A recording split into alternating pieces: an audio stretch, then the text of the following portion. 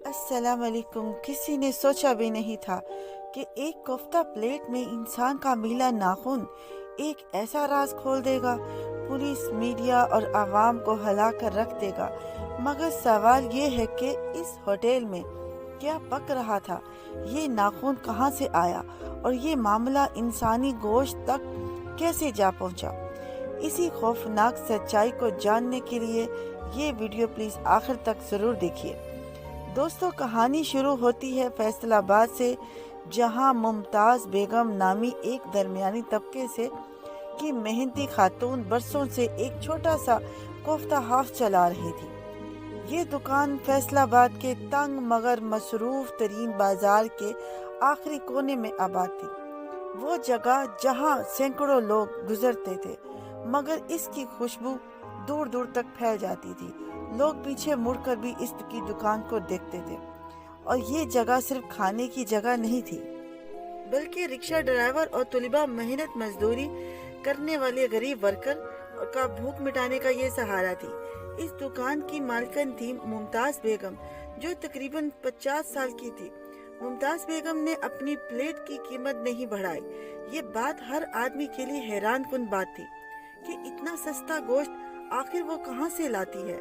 लेकिन मुमताज़ बेगम हमेशा एक ही जवाब देती थी कि कारोबार को चलाने के लिए रेट को कंट्रोल में रखना जरूरी है। उनके साथ सिर्फ एक मददगार होता था और एक 14 साल बेटा रेहान, पैदाइशी से चुस्त और तेजी से हाथ चलाने वाला और हर बंदे को अदब से जी जनाब कहकर पानी पेश करने वाला बंदा था। ग्राहक जब भी अपनी प्लेट खत्म करता था तो रेहान लम्हों में प्लेट समेट कर नई प्लेट सजा देता था। मुमताज़ बेगम के कोफ्ते इतने लजीज होते थे कि इसे खाकर जब कोई इस रेसिपी का राज पूछता तो मुमताज़ बेगम हल्का सा मुस्कुराकर सिर्फ एक जुमला कहती, प्यार से पकाना ही तो राज है।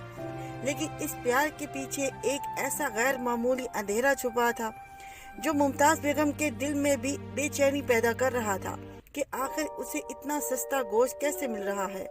दोस्तों, मुमताज़ बेगम सप्लायर से गोश्त खरीदती थी। उसका नाम जब्बार था, जिसके चेहरे पर ना कभी खुशी दिखाई देती थी ना गुस्सा, बल्कि एक ऐसा खाली सा तासुब होता था कि हमेशा काला पॉलीथीन बैग लाता था और दरवाजे पर हल्की सी दस्तक देता और अंदर आकर खामोशी से बैग रखता और एक लफ्ज कहे बगैर वापस चला जाता था।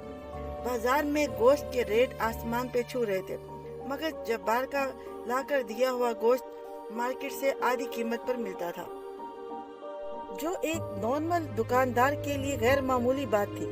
मुमताज़ बेगम ने कई बार उससे पूछा कि ये गोश्त कहाँ से आता है, मगर जब्बार एक मुतअब्बिर सा जवाब देता, बस सप्लाई मजबूत है, सो ऐसे ना पूछे, बस क्वालिटी पर भरोसा कर ले। ये जुमला इतना सादा लगता था कि लेकिन इसके पीछे एक ऐसा पर्दा था कि जिसके आर पार देखने की हिम्मत मुमताज़ बेगम में उस वक्त नहीं थी। शुरू में उन्होंने ये बात नजरअंदाज कर दी थी। मुमताज़ बेगम ने सोचा इस बार साफ साफ पूछूं कि आखिर ये गोश्त कहाँ से आता है, और वो हमेशा ऐसा ना कर पाती क्योंकि जब्बार के आने का अंदाज ऐसा था जैसे वो सप्लायर नहीं बल्कि किसी खुफिया नेटवर्क का कारिंदा होता था। लेकिन दोस्तों, कहानी यहाँ पर खत्म नहीं होती।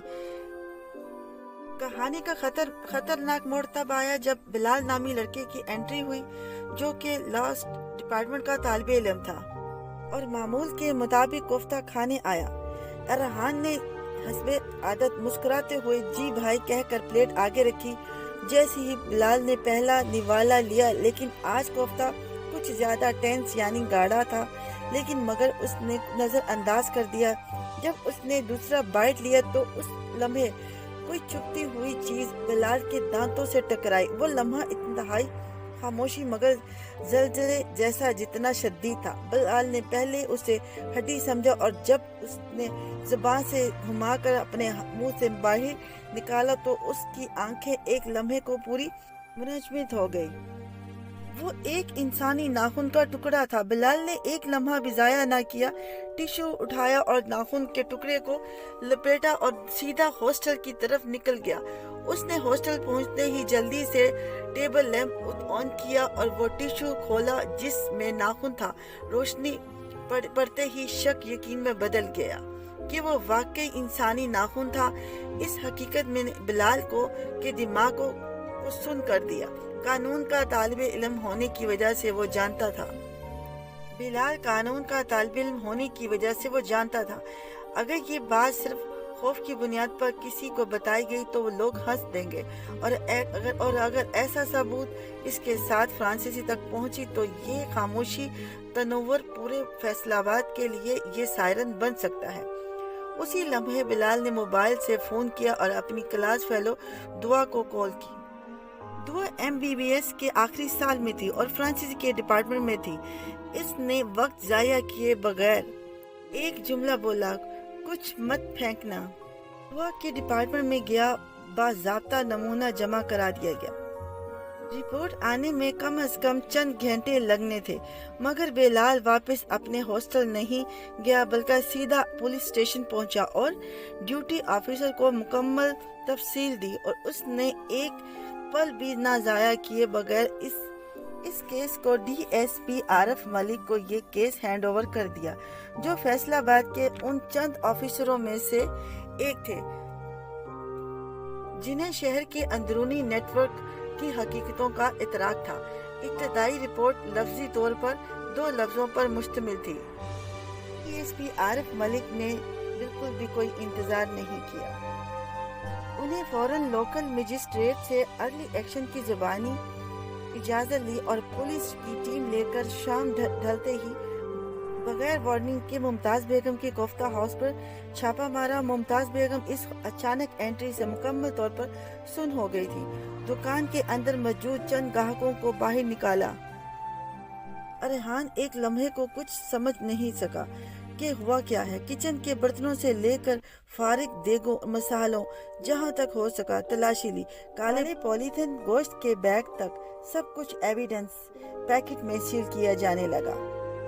دکان کو اچھی طرح سیل کر دیا گیا اور ممتاز بیگم خاموش آنکھوں کے ساتھ ایک ایسے واقعے کی قید بن گئی جس کا دوسرا رخ انہیں ابھی خود بھی معلوم نہیں تھا، مگر اصل طوفان تو ابھی شروع ہوا تھا، کیونکہ فرانسیسی سے ابھی رپورٹ پوری ہونا جاری تھی اور اس رپورٹ میں ٹیشو آرگن ہیومن لکھا ہوا تھا، یعنی گوشت کا کچھ حصہ 100% انسانی ثابت ہو چکا تھا۔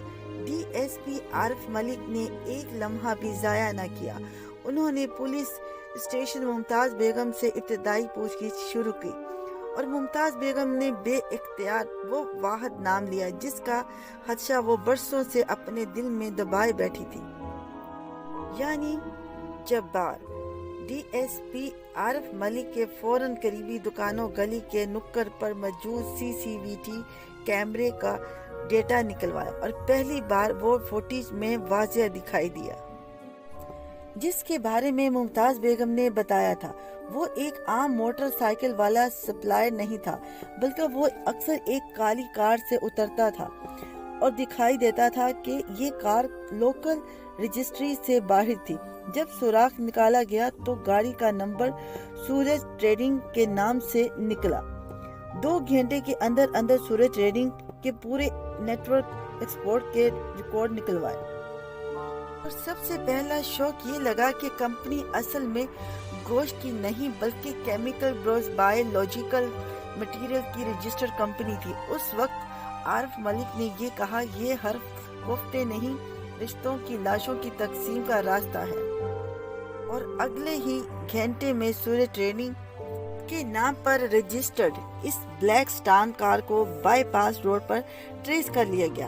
کار کو روکا گیا اور اندر موجود 2 افراد کو پکڑا گیا، اور کار کے اندر ڈیش بورڈ کو کولر باکسز سے انسانی ٹکڑوں کی گند اٹھ رہی تھی۔ متعدد افراد کو گرفتار کیا اور عدالتی ریمانڈ پر بھیج دیا گیا۔